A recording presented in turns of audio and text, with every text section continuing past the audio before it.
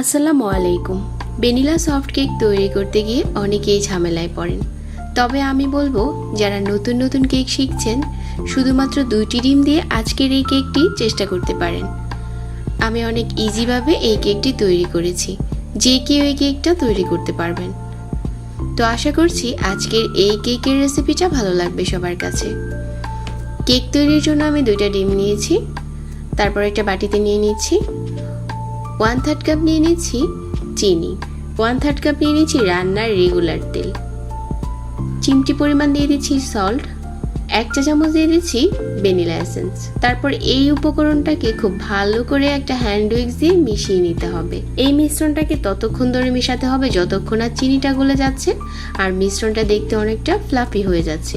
এই মিশ্রণটা যদি আমরা ভালো করে না মিশাই তাহলে আমাদের কেকটা কিন্তু সফট হবে না। এখন বাকি উপকরণগুলো মিশিয়ে নিচ্ছি। 1/2 কাপ নিয়ে নিচ্ছি ময়দা আর 1 টেবিল চামচ পাউডার মিল্ক, 1 চা চামচ বেকিং পাউডার। আপনারা এই বেকিং পাউডারের মাপটা চা চামচ দিয়েও মাপতে পারেন। তারপর শুকনো উপকরণগুলো মিশিয়ে নিয়েছি। যখন মেশানো হয়ে যাবে কেকের ছোট একটা মল নিয়েছি আর আগে থেকে তেল ব্রাশ করে নিচ্ছি।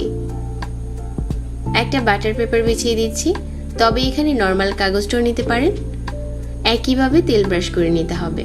কেকের মিশ্রণটা ঢেলে দিচ্ছি, টুথপিক দিয়ে নাড়িয়ে দিচ্ছি যাতে করে ভিতরে কোনো বাবলস থাকলে ওইটা বেরিয়ে আসে।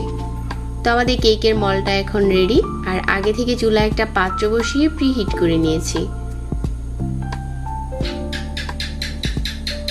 আর কেকের বাটিটাকে বসিয়ে দিচ্ছি, ঢাকনা দিয়ে ঢেকে দিচ্ছি 30 মিনিটের জন্য।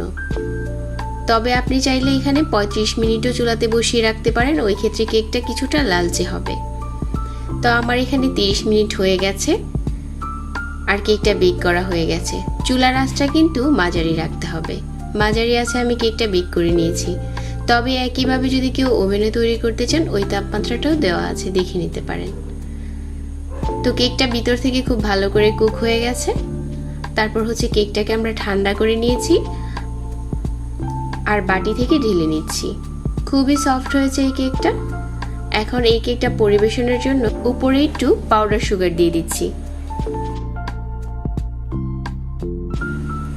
পাউডার সুগারটা দেওয়া হয়ে গেছে। তারপর চলুন কেকটা কেটে শেয়ার করি যেটা ভিতরেও কতটা সফট হয়েছে। খুবই সহজে এই ভ্যানিলা সফট কেকটা তৈরি করতে পারেন। যারা নতুন নতুন কেক শিখছেন তারা অনেক ডিম চিনি নষ্ট না করে এরকম করে 2টা ডিম দিয়ে সফট কেকটা বানিয়ে নিতে পারেন। আশা করছি আজকের কেকের রেসিপি ভালো লেগেছে। সবাইকে ধন্যবাদ জানাচ্ছি আর সেই সাথে বিদায় নিচ্ছি। আল্লাহ হাফেজ।